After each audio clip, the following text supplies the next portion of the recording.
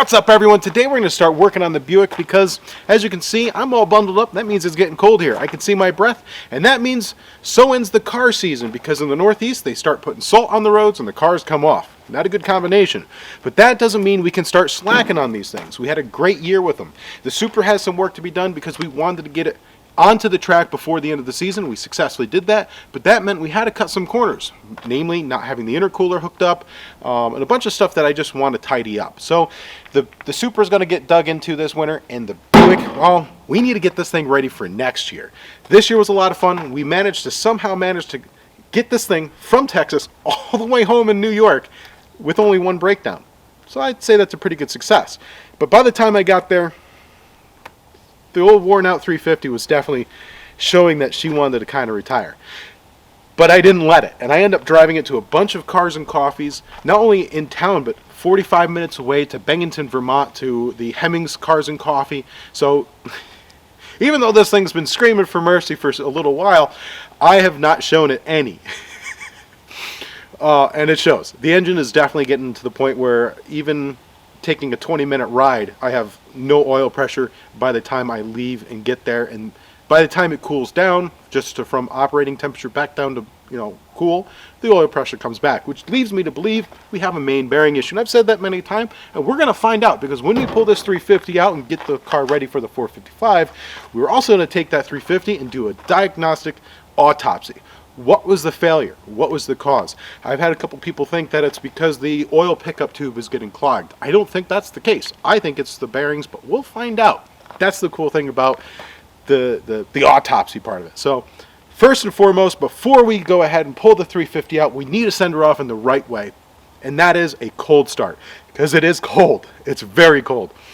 We had frozen stuff here, so if it's frozen stuff means cold start. So let's go ahead and listen to this thing start up for the first time in a couple weeks. And it's cold, so cold start.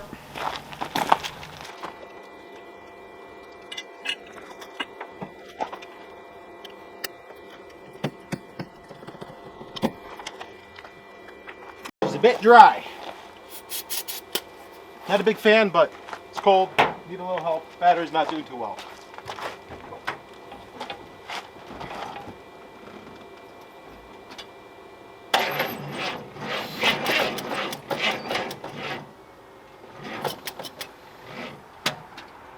One eternity later. Alright, I'm not politely asking anymore.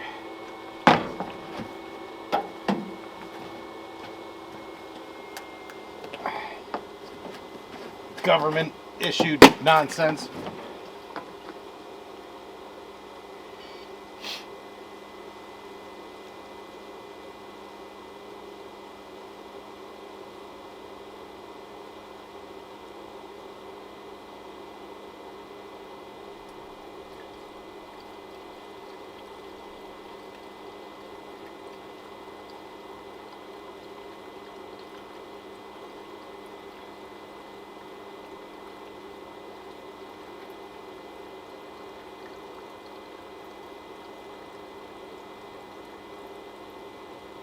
I didn't spill a drop. Spilled many drops.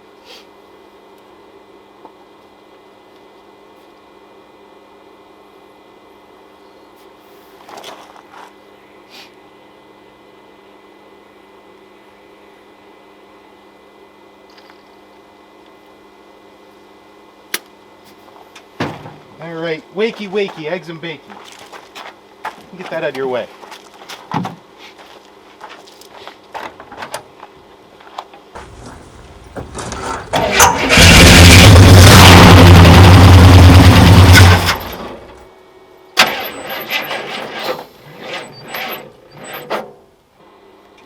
Can you see me? I'm not going to sugarcoat you. It's cold out. She doesn't like this. At all. I don't like this. At all. Wakey. Come on. Stuff to do.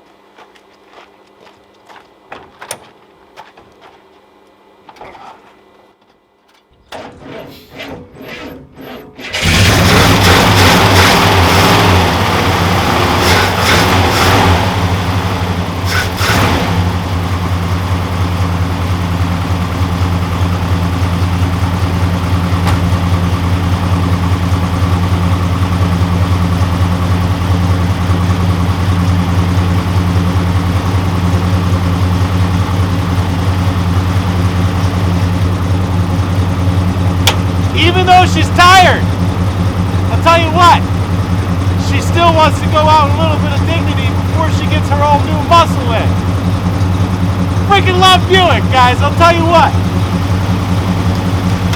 It's a good thing I already need a new grill, because I think I just broke this one a little bit more than it already was. Which, I mean, most of it's missing, it just is all put together by zip ties, but you never know.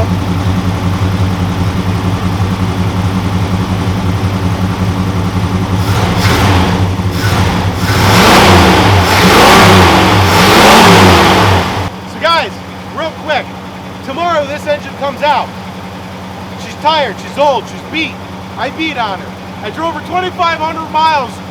The thing didn't run for 22 years, had no oil pressure when I bought it. All I did was throw a performance oil pump on it, and again, drove it 2,500 miles. So if you're thinking about buying an old muscle car, look at Buick, guys. Holy good, they look freaking awesome. The freaking engines are stout. You put a 455 in it, and you're gonna turn the earth underneath you. But hey, we'll never know what this 350 made down the track, but we'll know what the 455 does. And I would love to have taken this down the track and seen what it could do, but it does leak an awful lot of oil at some questionable locations, and we don't want to ruin our relationship with Levin and Ballard. But I am curious to see what big block Buick will do against the import here. So tomorrow we're pulling the 350 out, and I'm hoping you're going to stick around and join me on doing that, because we're going to do it in one video. Let's get to it. So tomorrow turned out to be about a week ago because the weather turned warmer and we had some rain, some snow, the ground became soggy. Just not a good environment to do what we're doing. But hey, we have a next week worth of really nice cold weather, but dry weather. So we're going to go ahead and start digging into this. First thing we're going to go ahead and do is we're just going to strip the engine and get it all cleaned up and get it ready to be pulled. And wait for my buddy to come here so he can pull this hood off, because when I put this hood on, my back did not like me. So we're going to work underneath the hood, unfortunately. Not the biggest deal breaker, but it's easier with it off. So let's go ahead and start digging into this.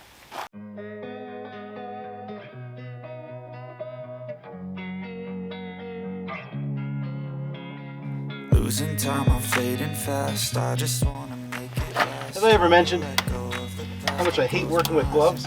But when you're below freezing, you don't have much of a choice. What's my purpose? What do I grab? A slippery surface, a heart attack. And sometimes you just gotta play. One day I'll have a garage where it's not freezing and everything I need is at arm's length. Or at least a couple steps. What you need. We're broken, it's tragic, we're not all elastic. Gotta love Holly and how much of a pain they are to get the freaking bolts out and whatnot. The infinite vastness of all that is blackness. And I just realized this thing actually has a spacer on it underneath.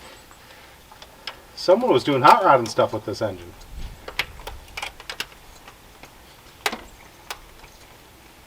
I'm curious to see. I've actually not looked up the casting number on this Holly. I've never even looked up to see what size it is. I imagine. I mean, I don't want to say economy, but it's definitely a road carb, so it could be 750. Could be 650. No idea. We'll find out, though.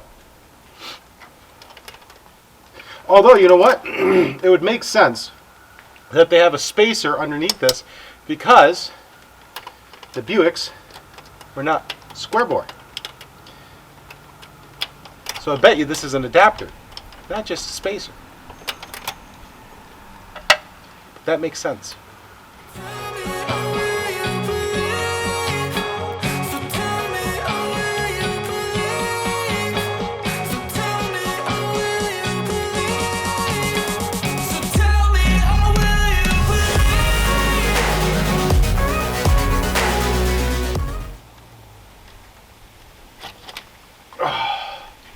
Wow, that looks really clean inside. That looks really clean inside. So we're replacing all that anyways. Actually, it's a spread bore Holly. No shit. It is just a spacer. Oh wait, no. That's weird. It's a spread bore Holly, right? Can't make this up.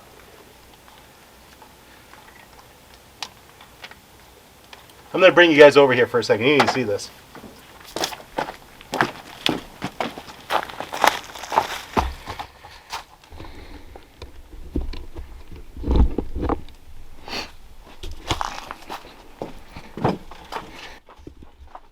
So, this guy right here, spread bore Holly, right? They adapted it down to a square bore, which we'll hold on to this. That's nice. When big thick gasket, another gasket. They definitely didn't want this to leak, which would make sense.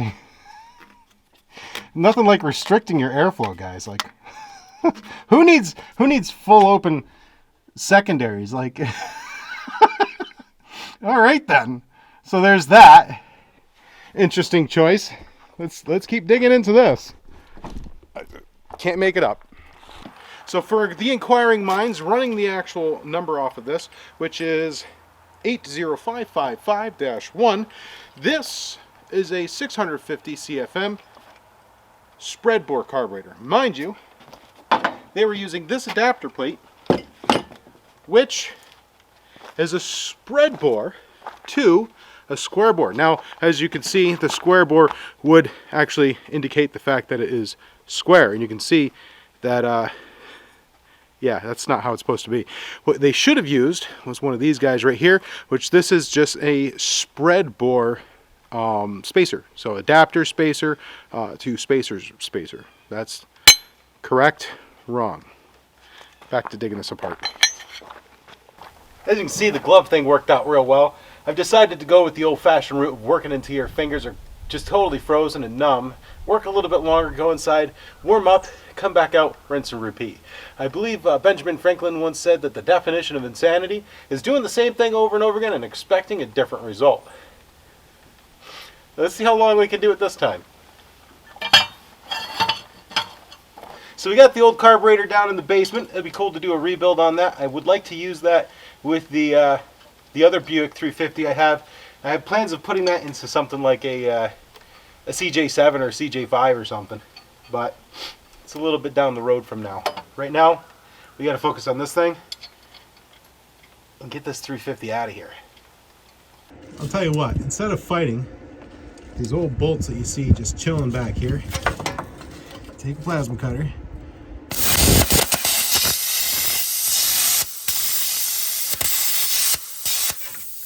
Just like that. Problem solved.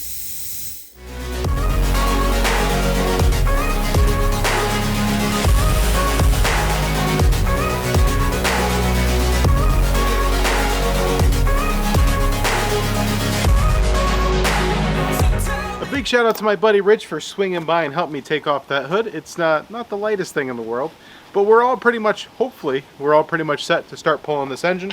The goal will be to at least lift it up a little bit and try pulling it back a tiny bit, and then we'll just roll the car out from underneath it, set it down, scoot it out of the way, separate the transmission from the engine. We'll probably start doing the teardown out here, partly because it's going to be a little bit hard to get it in today. So the smaller parts, easier to move. That's how we have to do it. That's how we'll have to do it.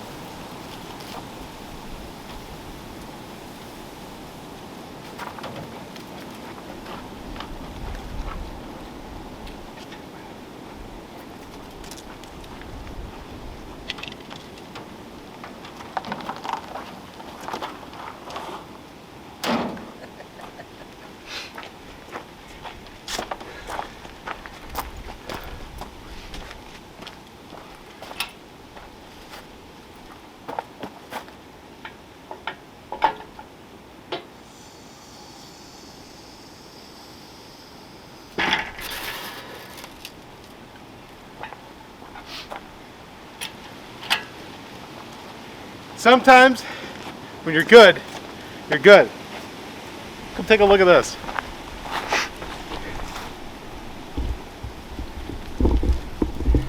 Ah.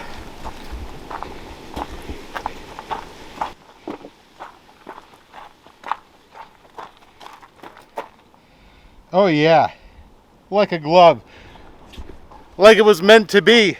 So we can finally see inside this engine bay a little bit better. And guys, it's really nice. Look at the firewall. We have some rust here, which not the end of the world. So we need a battery tray, a patch panel for this inner fender, and a patch panel on this side for the radiator core support. We go on this side. That inner fender is great, and we just have a small patch we have to do.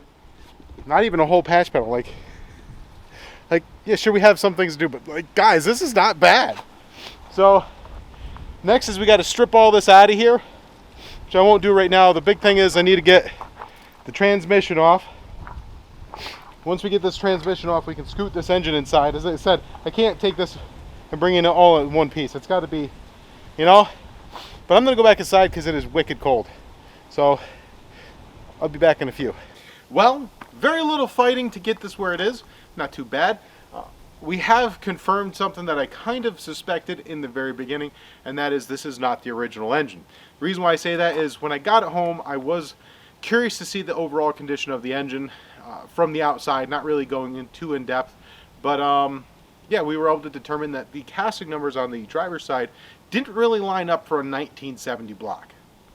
Curiously enough, one of the things I did realize after I got it home was the timing cover is from a later, like 73, 74, and the fact that the passenger side bolt for the engine mount was completely just finger tight. It was not even really doing anything other than just being like a pin, which is really surprising that it didn't come apart. But hey, you can't look a gift horse in the mouth, so we'll go with it. But I'm pretty confident that this is not the original 350 for this car. But Either way, this thing has done very well in my book, but it's really curious to see, you know, I would like to know what was in this car initially. So one of the things we'll do later on is, not today, but another day, when we pull the old fuel line out, we'll check the size of it, because if it's a larger fuel line, then it was originally a big block, but I doubt it was. Just never know though. Anyways, next thing, we got to dismantle the transmission from the engine. It is freaking cold out. And get this thing inside. The sun, I have about an hour left of daylight here, so we kind of have to hustle on this. Hopefully the transmission doesn't fight me. Well guys, even though it was cold, we had a great day. This is a huge step towards getting this thing ready for the big block. We have to strip a lot of the stuff off the actual car itself, and you know, we have some patch panels we'll have to do, some patches that are like literally just tiny itty bitty things, all the way to some stuff in the trunk, around the windshield, the dashboard. That's going to be a big ordeal. We have to pull everything out, and we just have to deal with it. Unfortunately, it's not the ideal temperature or weather to do this stuff, but it is what it is. So we'll get her done. We'll end up putting a coat of paint on it, even though the weather sucks, and then we'll end up removing the paint off of it in the winter or in the springtime, so that we can do some proper paint on our welded areas. But we can't leave it bare, because that would be a nightmare on itself. But yeah, guys, we're pretty much all set. I'm gonna go ahead and try to get the rest of this all cleaned up and put away. Until next time, remember, keep your shiny side up, and God bless.